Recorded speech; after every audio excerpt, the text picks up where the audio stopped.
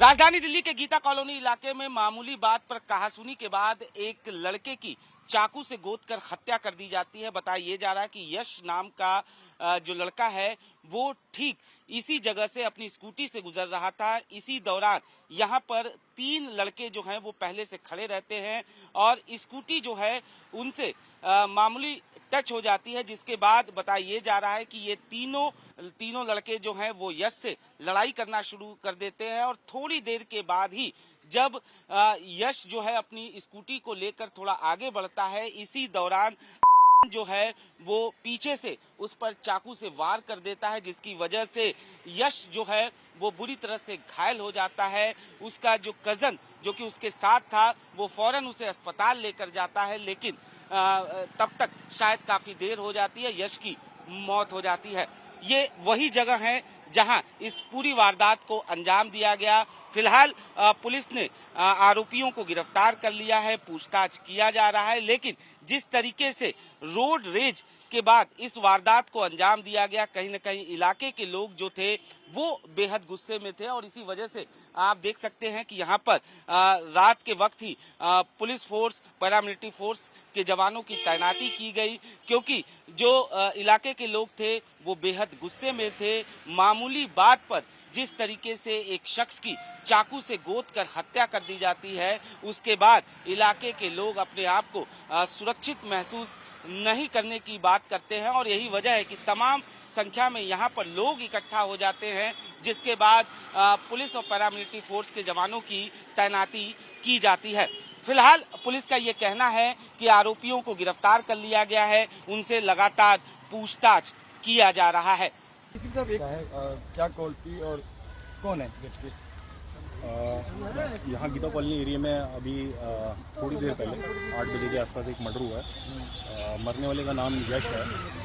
यश की उम्र 19-20 साल है, करीबन 19-20 साल के आसपास है और इसको जिसने मारा है उसका नाम अभी जो हमारे सामने आ रहा है उसका नाम,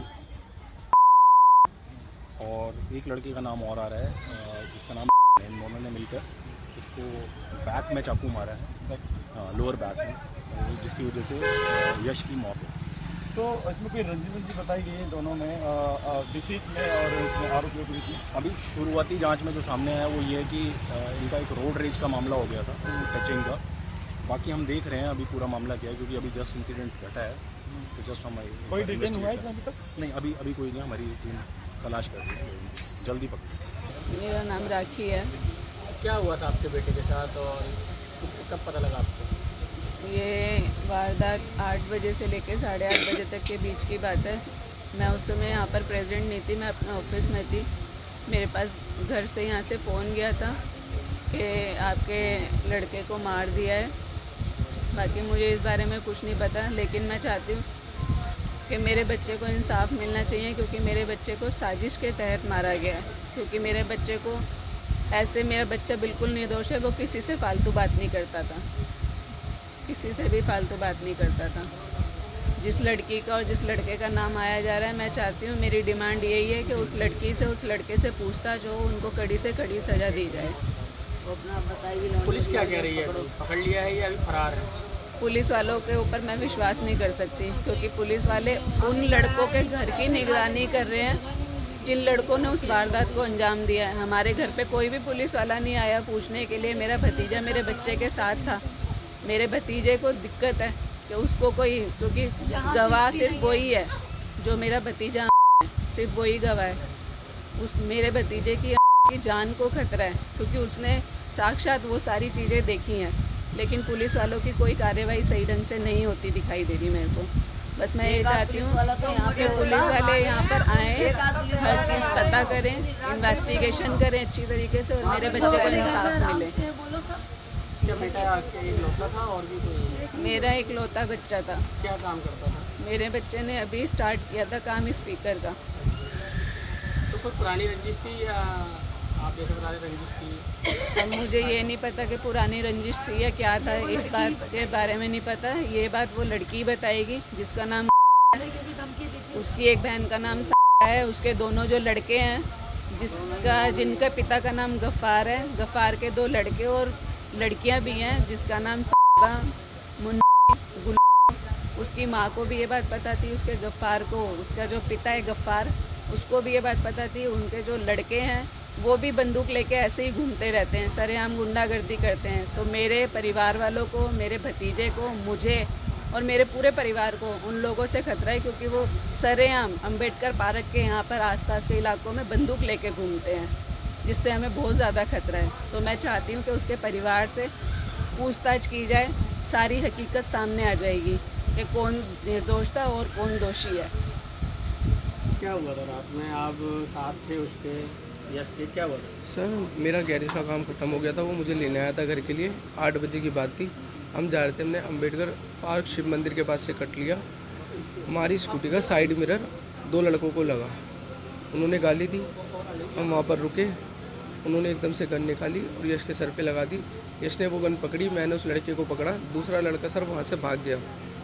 तो हमने उसको पकड़ के रखा था, जो दूसरा लड़का भागा वो 2 मिनट के अंदर 3 लड़के लेके आए हैं जिनके हाथ में चाकू थे।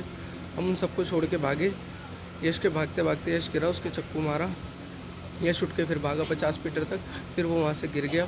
फिर उसको हमने ऑटो में बिठाया पब्लिक की हेल्प से। ऑटो में बिठाने के बाद कुंदन नगर लाल बत्ती ग्रोवर हॉस्पिटल में हम उसे लेके गए, वहाँ पर मृत्यु घोषित कर दिया था डॉक्टर ने।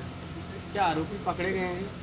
सर कोई कुछ नहीं बताया चाहते हमें। हैं अब आप कानूनी व्यवस्था कि सख्त से सख्त कार्रवाई हो, उसमें एनकाउंटर होना चाहिए, फांसी होनी चाहिए। फांसी। जी सर, वो लड़के अपराधी हैं, उन्होंने पहले भी 2-3 मर्डर किए हैं, जिसमें से वो एक लड़का छूट के बार बार आ जाता है, जो है नाबालिग। 2 लड़के बालिग हैं और सरेआम गन लगा के घूमते हैं। अभी 6-7 महीने पहले उन्होंने मर्डर करा है और 6-7 महीने हुए हैं वो छूट के खुलेआम घूम रहे हैं 15 दिन बाद ही। तो ये जैसे घर में अकेले ही बेटा था और भी खेला लोता लड़का था। मेन आप उनके साथ ही चल रहे थे? हाँ, मैं उसका कज़न हूँ, उसके ताऊ का। मतलब कि बातचीत करने के लिए या आपसे गाँव? यहाँ कोई नहीं आया, हम थाने गए थे, थाने में हमें 2-3 बजे तक खड़ा करवाया, बयान लिए, और फिर यहाँ पर अभी तक कोई नहीं आया है। प्रमोद शर्मा। प्रमोद जी कौन था वो? यश आपका कौन लगता है और क्या बात है? मेरा भतीजा लगता है, दूसरा भतीजा मेरा उसके साथ था। जो पूरी घटना उन्होंने आपको बता दिया, बस यही। अभी तक ये पता नहीं चलता, इतनी बार ये बंद होते हैं, फिर इन लोगों के पास गन कहाँ से आ जाती है। ये पुलिस वाले या तो उन लोगों को पकड़ते नहीं जो सप्लाई करता है इन लोगों का, या पैसे लेके छोड़ देते हैं उन लोगों को। भाई इन लोगों को बंद कर देते हैं उठा के, फिर जो है 2-4 महीनों की जमानत होती है, फिर आके उदम काटते हैं। तो अब आप क्या चाहते हैं? सख्त से सख्त कार्रवाई। पहली बात तो ये पता करेंगे इन्हें गन सप्लाई करता कौन है, किसका हाथ है। हथियार लेके घूमते हैं? हाँ, ये पता चलना चाहिए इन्हों को देता कौन है। मैन उन को अरेस्ट भी करे ना साथ में इन्हों के, कि वही गन वहाँ से ली वहाँ से, बस दिखा देते हैं पुलिस वाले, गन बरामद हुई, चाकू बरामद हुआ, भाई इतना कर दिखाते हैं। ये नहीं दिखाते कि दी किसने उन लोगों को। यानी कानून व्यवस्था यहाँ कैसी है? कुछ भी नहीं है, ठीक है ही नहीं यहाँ पे। 15-20 पुलिस वाले यहाँ पे ठीक होती तो आए दिन कहाँ से होते। 2 मर्डर एक साथ पहले हुए, फिर इन्होंने 2-3 गोलियां चलाई। जो 2 मर्डर में लड़का था उसका नाम लक्की है, वो भी इन्हों के साथ था। कैमरे में आ रहे हैं डायरेक्ट, कहते हैं घर वालों ने निकाल रखा है, धरना घर वालों पे एक्शन देते। जब घर वालों ने लगा रखा है तो इन्हों की जमानत कराता कौन है भाई? जब घर वालों के पास ये जाते हैं पुलिस वाले, कहते हैं कि उन्होंने बेदखल कर रखा है, बेदखल कर रखा था, उन्होंने जमानत क्यों लेते हैं? फिर कौन देता है उन्होंने जमानत? अब आपकी क्या मांग है उन लोगों के लिए? अभी जल्द से जल्द पकड़े जाए वो, ताकि और कोई वारदात ना हो, सख्त से सख्त कार्रवाई हो।